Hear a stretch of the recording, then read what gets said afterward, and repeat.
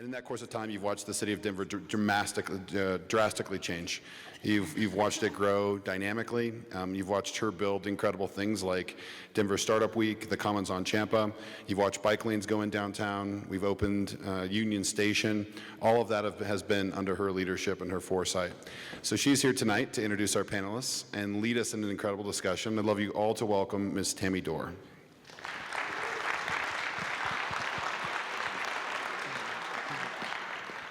Thanks, Eric. While we bring out the last chair, I think she's going to tell you a little bit about the awesome work at the partnership. But thank you all so much. And just from a timing perspective, we're going to run this panel, and it's going to be an amazing discussion. And then we've got a wonderful reception to meet everyone up here out front. So, Ms. Tammy Dorr. Great. Well, good evening, and I'm so glad you're all here. Eric is my partner in crime in all things entrepreneurial in Denver. As Eric said, I'm with the Downtown Denver Partnership, and our focus is city building. We focus on place-based economic development, so we work on anything and everything that builds a great city that will attract businesses and attract residents, attract visitors, and that can be anything from redeveloping the Union Station neighborhood to, as he mentioned, launching Startup Week or opening an entrepreneurial center. Tonight's really special for me. Being from Detroit, it's great to see what is happening there, and I do still do a fair amount of work back in Detroit around their city building efforts, and they actually just took our model with our support to launch Detroit Startup Week, so we've been working closely with entrepreneurs there. So it'll be great to learn a little bit more tonight from some of the individuals we're featuring. I'm going to ask everyone to come on out and have a seat, and I'll introduce you as you settle in. But this is a great opportunity as these great leaders in the entrepreneurial world share their stories.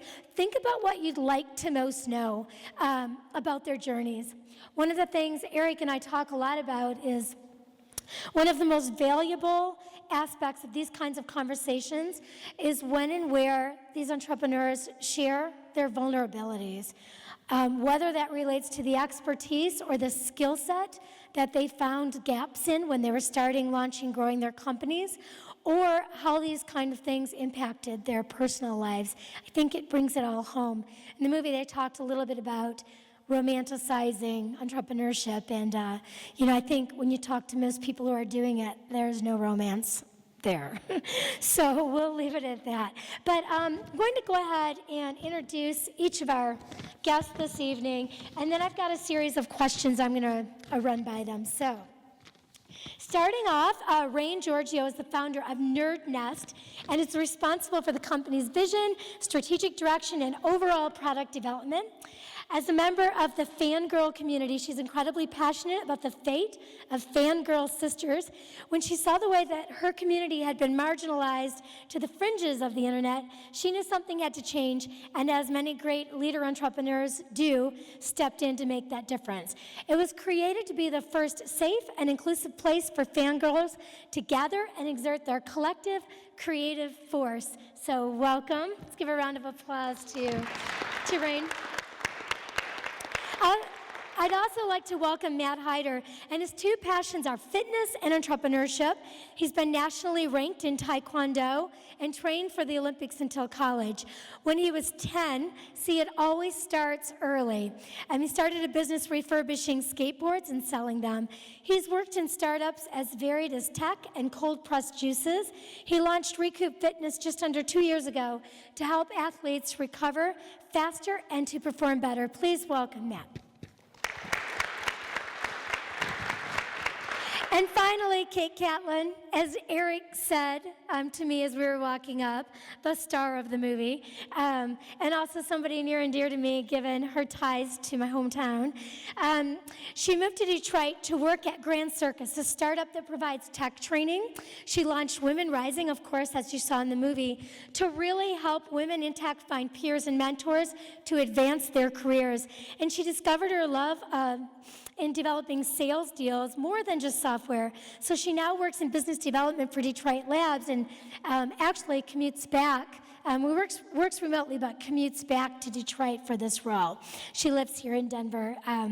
So please welcome Kate.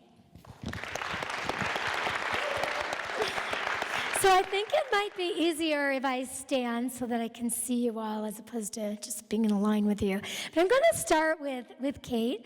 One of the things we talk about a lot here in Denver is the importance of an ecosystem.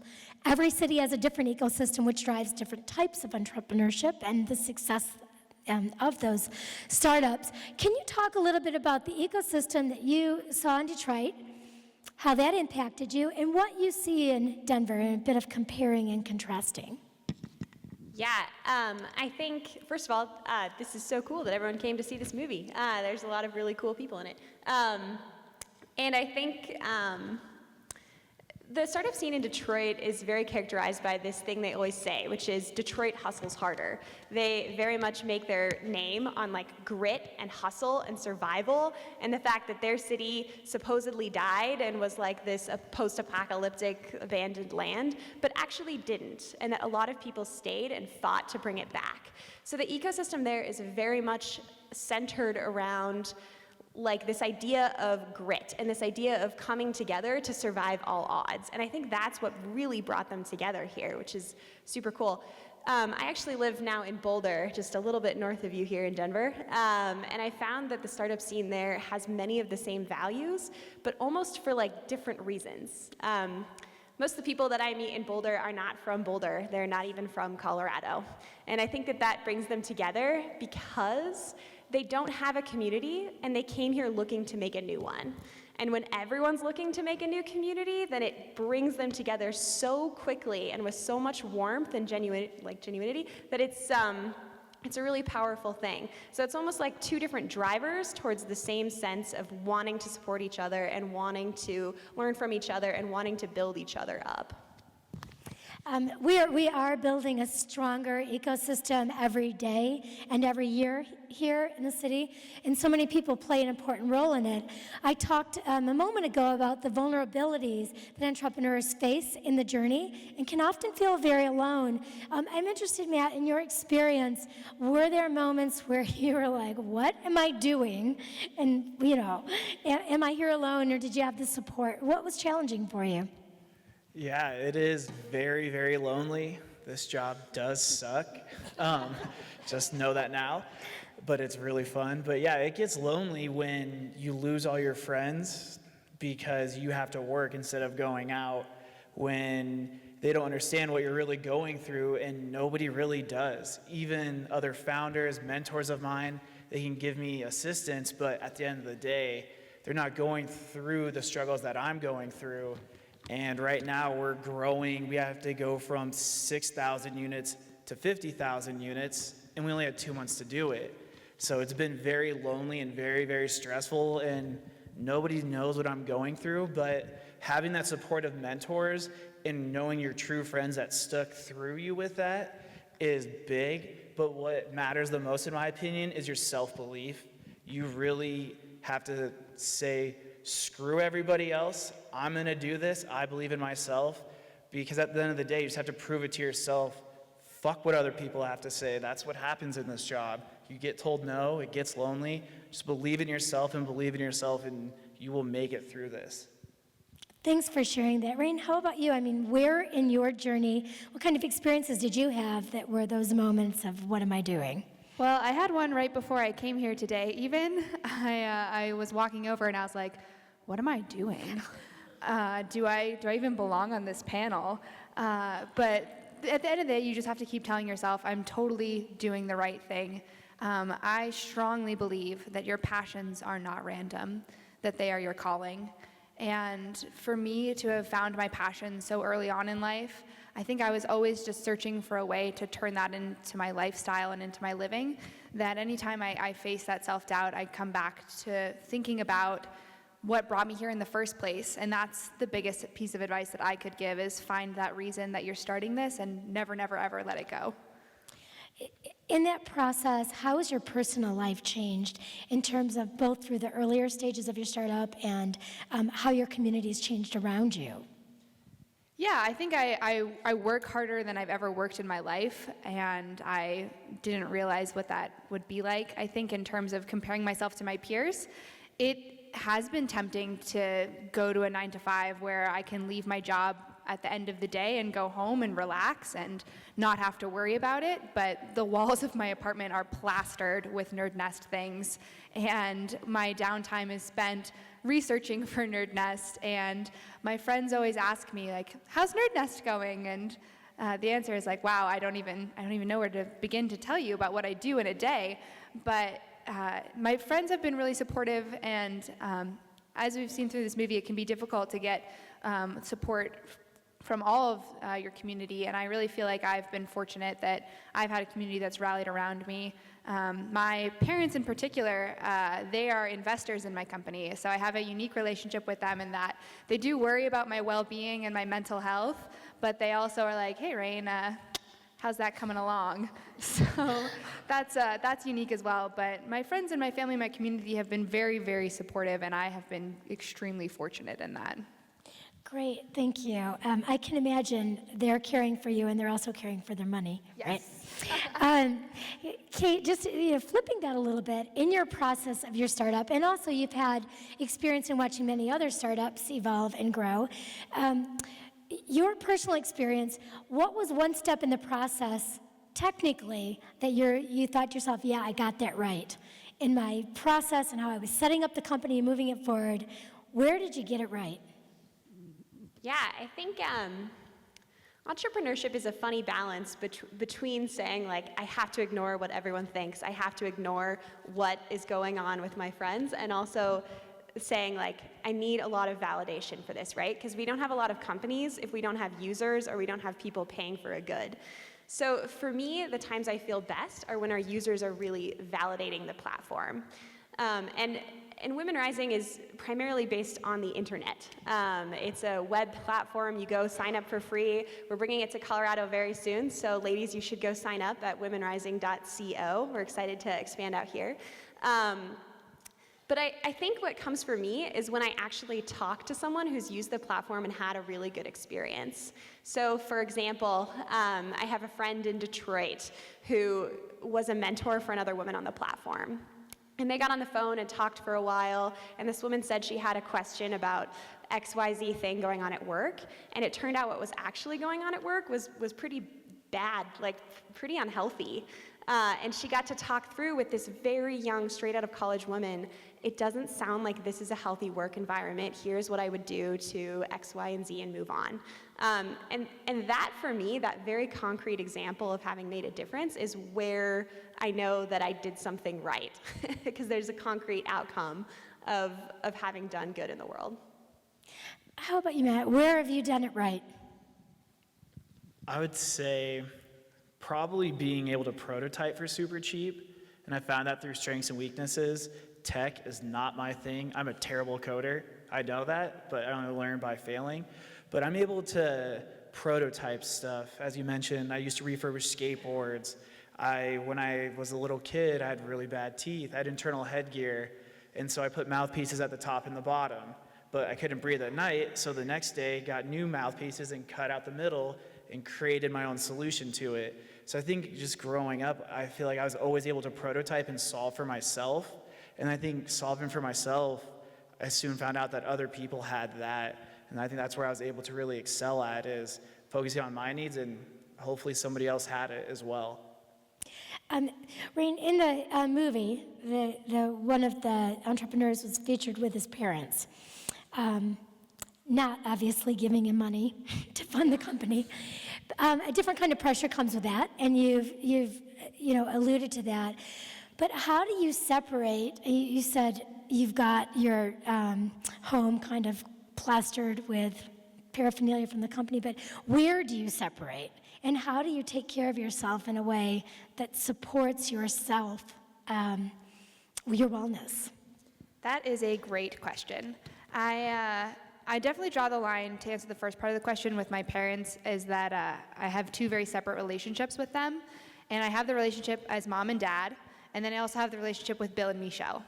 And just even switching using those names, it's easy to say like, here I'm addressing you as humans who have invested in my company, and I'm recognizing that you're more than just mom and dad, and you have money that you've worked for and that you've invested and that you care about. And then I can switch back and be like, but mom, for real, how do you boil an egg? I still don't know. But also finding time for myself, it can be hard. It can be really difficult to put things aside. And luckily for me, I love the basis of what I do so much, fandom, because Nerd Nest deals entirely with fandom and fangirls, that it's, I can justify working in a way that is still enjoyable. So there's a lot of startup that's not enjoyable. Doing the books, not enjoyable. Like, a lot of things are very difficult and time consuming, and I really liked in the movie, he said, like, I feel like 75% of the stuff I do, I just don't like, which is true. But then that other 25% is just magic. And so for me, I get to do a lot of research on fandoms, and research is one of the things I'm really good at. And a lot of that gets to be like, hey, what does the new season of Supernatural look like? Or what's the trends in Doctor Who? Or where do we think DC and Marvel are going as a general trend? And so I get to focus on that, and that I think is unique in my business, that I started it out of a hobby, and so I still get to use it as a hobby sometimes. Thank you. Startups in our country, in spite of the hype and the sense of community and the popularity of the concept, are actually at one of its lowest points in terms of starting up of new companies that our nation has seen. And we think that that's interesting because there are a lot of wannabe entrepreneurs out there. They want to be part of the culture, the romanticized version. They want to be part of the community. I think there's this hero entrepreneurship kind of caricature that's evolved. But the truth is as we go forward, we need more startups and more new companies evolving, which, as I said, we're seeing a challenge in that happening.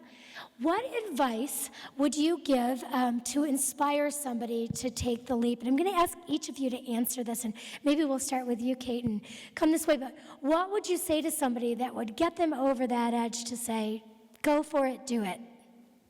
I would say you're not alone. I think that's the scariest part of entrepreneurship is I'm leaving my job with Detroit Labs in January, and I'm going to go launch this company full time. And I'm scared because I'm leaving a whole team that backs me up and supports me and knows a lot of things that I don't know. And the idea of going it alone is terrifying. But I think that's where the importance of community comes in, and that's why the importance of these bonds we have in Denver and in Boulder, they're huge. And I would advise you to go out and just find mentors and find other people who are about to take the same leap and just have like entrepreneurship group therapy. And I think once you see like, okay, at least I'm not really doing this alone, at least other people are gonna talk to me and support me, that'll feel a lot better. Great. Matt? I would say what you said, just go out and do it, because it's the hard, everybody always asks, how do you get started? It's very simple. You take action. Just take action, and know if you fail in this game, you are so much better off, especially if between our ages. If you're under 28 and you failed in a business, you don't understand how many job opportunities that opens for you, or what it will pull into something else. I'm the example. I failed 3 businesses, then got offered an $80,000 a year job as a headhunting consultant. The only reason why I got that interview is because I stood out. I failed 3 businesses. So it's okay to fail. Just go out and take action, because you will wake up happier every single day that you're trying, and then just having that stress weigh on you. During Startup Week, there was a saying that I'd rather own the shirt and lose the company than wear somebody else's shirt I picked up on the table at the giveaway. So just, please share. Yeah, I think a lot of what we've been told as millennials growing up, which I think is part of this problem, is that like we're very entitled and we've asked for too much and we have too much expectation. And my answer to that is, yeah, I guess we are, because we grew up and we grew up in this age of economic prosperity, and we were told, you can have the world, you can do it all. You can, you're going to be the first kids, you need to know how to write, you can only type. And now most of us, we can text faster than we can write with pen and pencil. And that's incredible. And a lot of times I think millennials get a lot of flack for our outlook on life. And I think with that flack, it becomes easy to sit back and say, yeah, well, maybe I am asking for too much. Maybe I should maybe all I really want is like a safe, secure job and someplace to go from 9 to 5 and a community. And I want to say that all of those things exist with a startup, that you can have the world that you've dreamed of, that you can create that, and that all of that risk, it's scary, but in the end, it's worth it. So you heard that, it's worth it. I'd love to have some questions from the audience. Please, if you have a company that you're looking at starting and you're seeking some advice personally, or just want to hear more about these individuals' respective journeys. So it's a little hard to see out the crowd. Do we have some questions, comments? You never get too high, you never get too low on the lows, you never get too high on the highs. You try to stay level-headed through it, but the lows make the highs better, but you can never get too high and never get too low. Yeah, I think it's important to, like I said, keep hold of what really drives you. And on the low days, it's easier to say, I love this, this is why I'm doing this. It doesn't feel good right now, but it's going to feel good in the future. So I launched Women Rising, which is a nonprofit that I just work on the side. I launched that, I would say, in a sense by myself, but since it is a very community-focused organization, partnered with every nonprofit that would talk to me. So the launch party that we had actually is not the one in that film. That was our relaunch party when we switched from being a business to being a nonprofit, which is kind of funny. But so we invited Girl Develop It out there. We invited like all these local chapters of other nonprofits out. So I was working with a lot of other leaders as well. This for-profit spin-off of Women Rising that I'm launching in January, I am very much looking for a founder on. I think it's tough to work in isolation. And I have heard, the statistics speak for themselves on how much more likely you are to succeed if you have other people working with you. But from what I hear from everyone, and maybe you two can speak to this, finding a co-founder is like getting married. So I feel like I keep kind of going on like dates, like, oh, maybe we could just work together on this little thing. And then, like something sticks out that you're like, oh, but after 30 years, that'll rub me the wrong way. And finally today, I had a mentor who's also a startup investor look at me and say, yeah, Kate, yeah, it's like marriage, but I'm divorced. This guy standing next to me is divorced. Get over it. Like, you just got to take a risk. And so I'm pushing myself more to try and find one. I would say I've done both, and having a co-founder kind of sucks. Sorry, opposite of you, because like you said, it's all about the chemistry.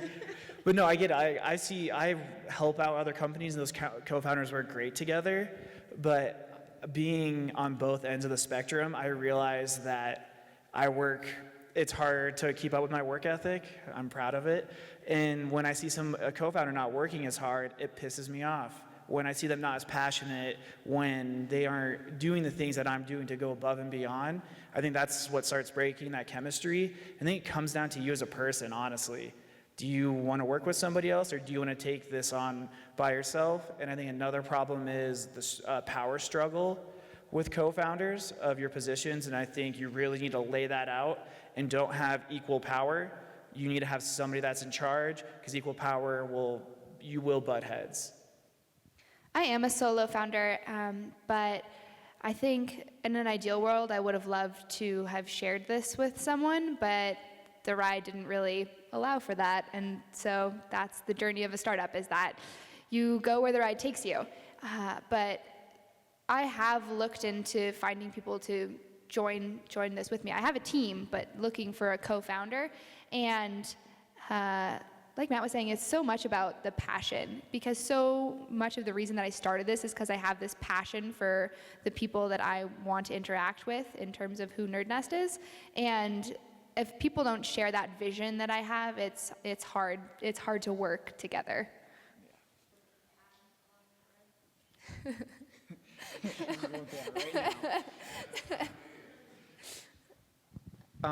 Raising money, don't ever stop.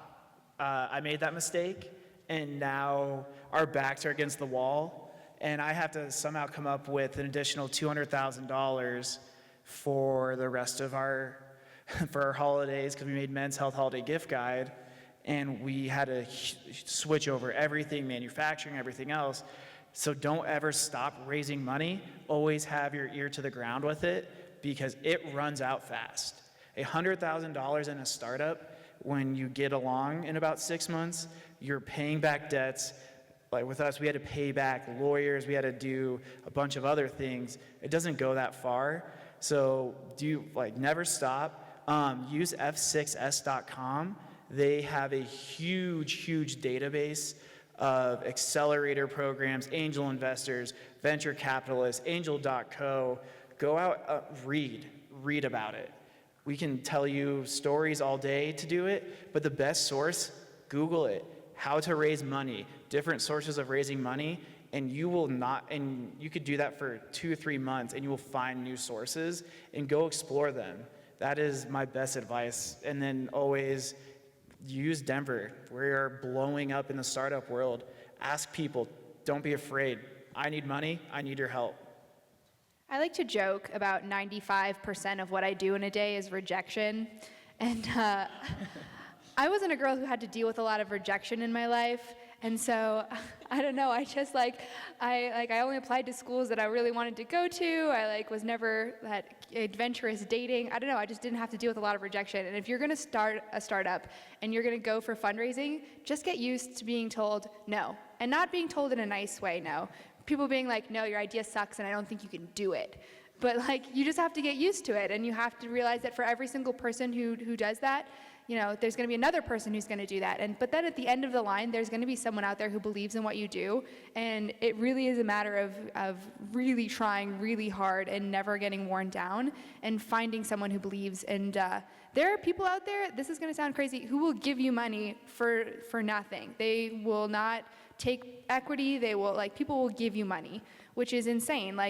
For example, I in March was a member of the Monfort Challenge, which UNC puts on, and it's like a local Shark Tank, and they just give you money. So there are ways out there to raise small increments to tide you over in between rounds. I do the 24-hour email rule, because when people piss me off, I write really mean emails, but I make sure that you cannot send them. I turn off the internet. So I write it out, and then I don't send it. That's one way. But it's okay to be emotional in this job. There's days I will cry from joy when something great happens, and then there's days I'm crying because I don't know I don't know if I'm going to make it till tomorrow. My bank account's in the negative. So it's okay to be you have to get comfortable with your emotions during this, because you will find yourself, and I think that's a big thing, is we're scared of showing emotion. Show your emotion. When you're passionate about it, pitch that to investors. Pitch them on your passion. Let them know your struggle, because at the end of the day, they're investing in you. Gary Vaynerchuk says all the time, it's 80% about the person, 20% about the actual product. So show them emotion, show them you're a real person, but just allow that to happen, and if you're mad, write out the email. It'll make you feel so much better, but just don't send it. I write out the email too and then don't send it. There's a lot of those that I hope never see the light of day. But I think a big one for me is, I think people who are attracted to entrepreneurship are doer people. It's hard for me to watch TV. I can't do it. I can't do it. It's weird.